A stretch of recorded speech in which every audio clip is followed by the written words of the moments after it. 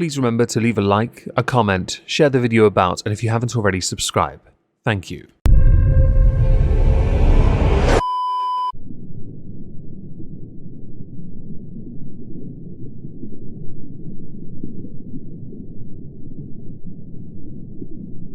Well, isn't this just fantastic?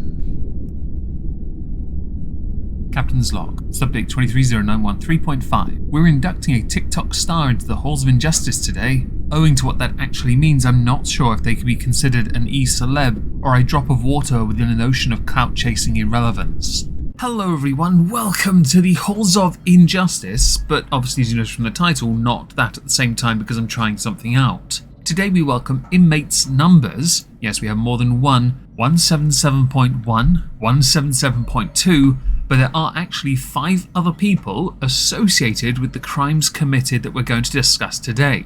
As you will have noticed from the Captain's Log, I referenced TikTok star. Yes, this person, the main one anyway, can be considered that, yeah? Which means none of you will have ever heard of them, which is fine. Inmate number 177.1 is Mahek Bukhari. 177.2 is her mother, Ansreen Bukhari. And what we're going to do today, because it turns out Mahek is actually quite busy on other platforms, we get to go through some of that. How exciting. Yes, we have sources. So when I get to tell you a bit about them, I don't have to just tell you, I can also show you, which is my favoritist thing in all the widest of worlds. Before we start, trigger warning, we're going to be talking about unaliving, okay? That is the nature of the crime. We're not there yet. I'm not going to skip to the end. If that was the case, we'd be doing YouTube shorts, which I do actually do on the Halls of Injustice YouTube channel. Go follow if you want that kind of content. Link to that channel in the pinned comment down below. To start, I would like to tell you a little bit about inmate numbers 177.1 and 177.2, aka Mahek and Ansreen Bukhari. Mahek Bukhari considers herself, or considered herself for a time, a social media influencer. On YouTube, there was one video, just one. I'm back, guys. We are currently in the Blue Mosque. I'm here with my mum. Hi. Mum, how beautiful is the mosque? Beautiful, amazing. So nice. Like, words can't describe how beautiful it is. It's beautiful. To be honest. But yeah, we're so far enjoying day one. Can't wait to eat it. You're so starving. We're hungry, like always.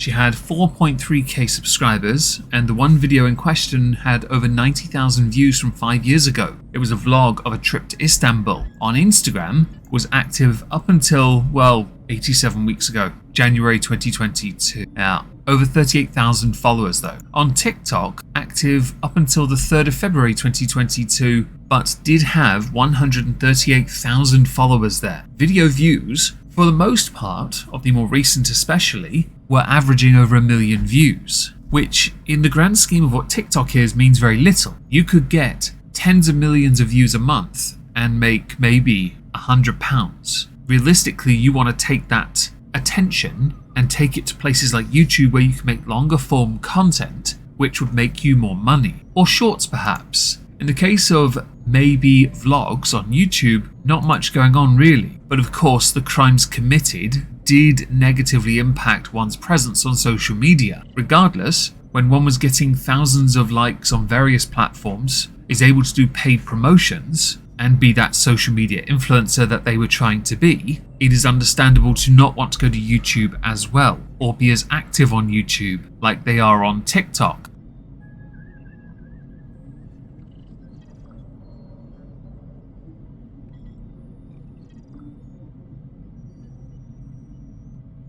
TikTok is a vastly more simple way of producing content. There just isn't as much money in it unless you have sponsorships. Her mother did feature in some of the TikTok videos. And what I thought I'd do is just demonstrate some key behavioral traits I noticed in the TikTok videos that I'm going to point out now. Firstly, the relationship with her mother was tight. They vlogged together as you saw at the start, which was obviously one video 5 years ago. But they did do a number of dance videos together on TikTok, which I can't play the audio of, which is why they're playing while I'm talking. But another trait that is quite cliche with certain types of social media influencer is that she would make videos talking from the perspective of a partner who is totally not jealous of her boyfriend talking to other women, right? The insecure trope, as it is. And it is a trope, it's a bit of a tired one at this point, but it is also cliche and typical in society. People still do that because humans are remarkably judgy and insecure. Why? Because humans, I don't need to add my bedroom psychology to that. It is just that, a tautology. Other content that I'm not going to show you would include glow-ups, as they're typically known,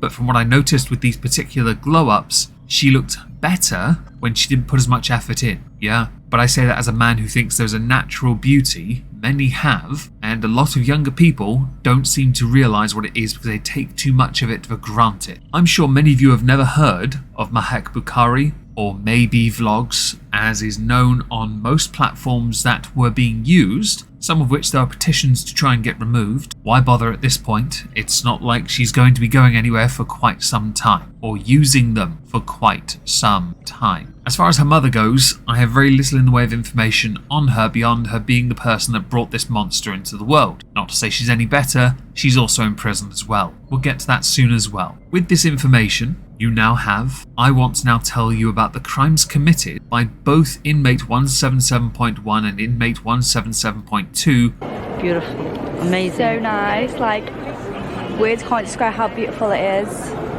Mother, daughter, daughter, mother, Mahek and Ansreen Bukhari. Somewhat amusingly, with the content I've already shown you, a few of them actually could be considered a form of foreshadowing, because it turns out within some of those videos were revenge-based attacks on boyfriends that may have wronged their respective partner. Yes, right. I'm going to play one of those again with the audio, so you get the point. She's a woman. There's no way she could stab 3 grown men. That's a bit sexist. A woman could easily kill a man with the right motivation. In February 2022, Saqib Hussain and Mohammed Ijazuddin died in a high-speed car chase. What had happened was Mahek Bukhari took part in an ambush after Mr. Hussain threatened to leak sexually explicit material to expose a long-running affair he had had with her mother Ansreen. Mr. Hussain was lured into the meeting with Bukhari's on the pretense of giving him back the £3,000 he had been said to have spent on taking his lover out during the affair. Instead of meeting to exchange money and, well, revenge prawn, they were ambushed, which led to a car chase. Mr. Ijazuddin's car, a Skoda Fabia, split in two and caught fire after it hit a tree at the Six Hills Junction in the early hours of February the 11th, 2022.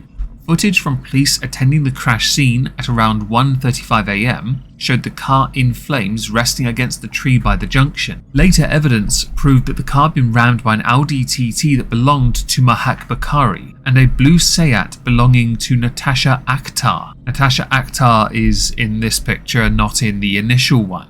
In a police call made by a front seat passenger, Mr. Hussain, moments before he passed, he said their car was being rammed off the road by balaclava-wearing assailants in two pursuing cars. Quote, "They're trying to kill me, they're trying to kill me, I'm just getting rammed off the road." This then led to the arrest of 7 people: Rekhan Karwan, Raiz Jamal, Natasha Akhtar, Amir Jamal, Sanaf Gula Mustafa, Mohammed Patel, and of course, Ansreen and Mahek Bukhari. While a discussion can certainly be had about the threats made by Saqib Hussain concerning the affair he was having with Mahek's mother, there is no justification for setting up an ambush and committing a premeditated attack, because that goes beyond revenge. That goes to a level of justice you believe you are getting, when in reality you are seeking to be the arbiter of who is allowed to live. Legal channels should have been explored to obtain the information that had been threatened. Yes, what fascinated me was that Ansreen, her mother,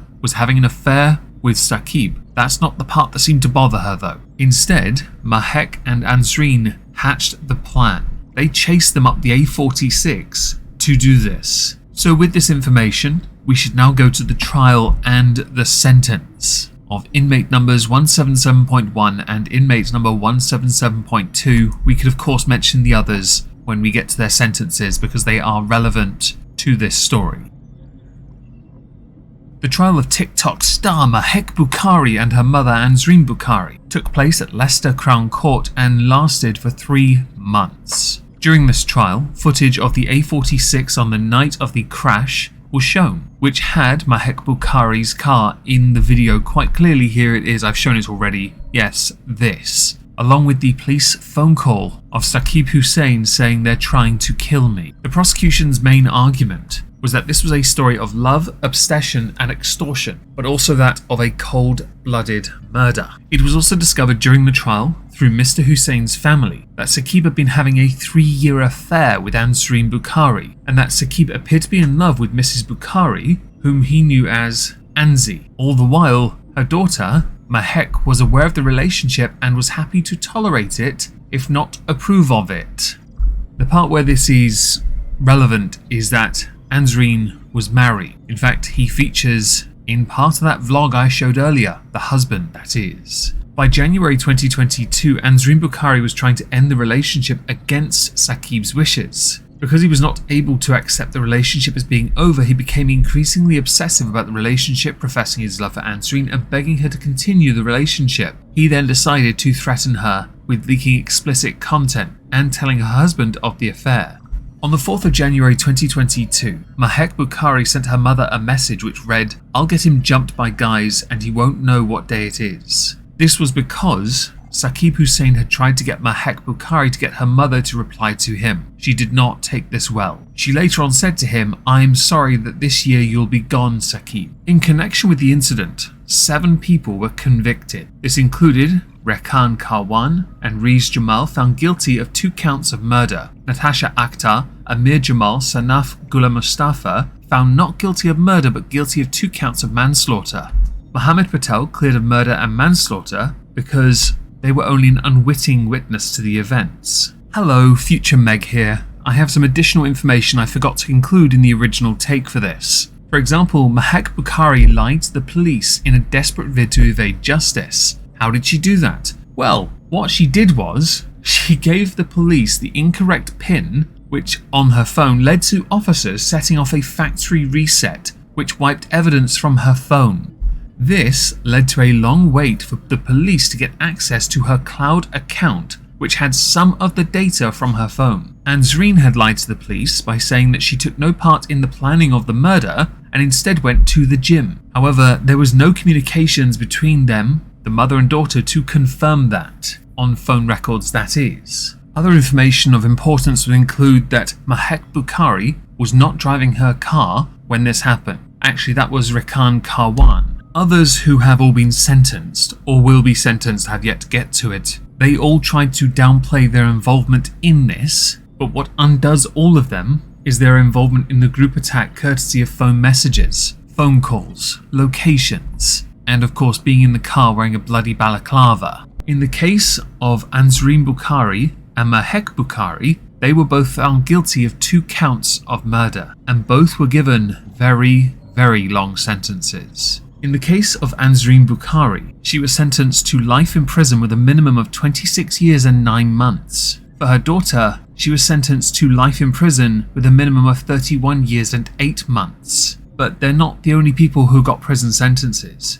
Rees Jamal is already serving a 10-year jail term for raping a woman at his home in Loughborough in 2020. He got life with a minimum of 36 years. Karwan, alongside Ansreen, got 26 years, with a deduction of a few months for time served on a tagged curfew. Natasha Akhtar got a 12-year sentence reduced to 11 years and 8 months due to time on tagged curfew. Amir Jamal got 14 years and 8 months. Gula Mustafa got 14 years and 9 months. While I can fully understand why one would want to protect those that they love, why I can still understand why one would not want to go to law enforcement to seek justice in a more peaceful manner, I cannot understand why one would want to throw away so many years of their life, 30 plus in at least one instance, a decade in many others, for something that could have been resolved through legal means. or could have been resolved had one done this in a more professional manner. Deciding to be the arbiter of what is or is not allowed to live in such an extreme way only shows how absolutely immature and pathetic you are. This was premeditated, and had you gone down the legal route, there would have been a chance that only Saqib would have gone to prison for revenge porn. Instead, 7 of you have gone. 7. What a waste of life in every instance, where additionally an innocent driver was taken as well. Do enjoy your time in the ISO cubes, because if we had it our way, you wouldn't be leaving.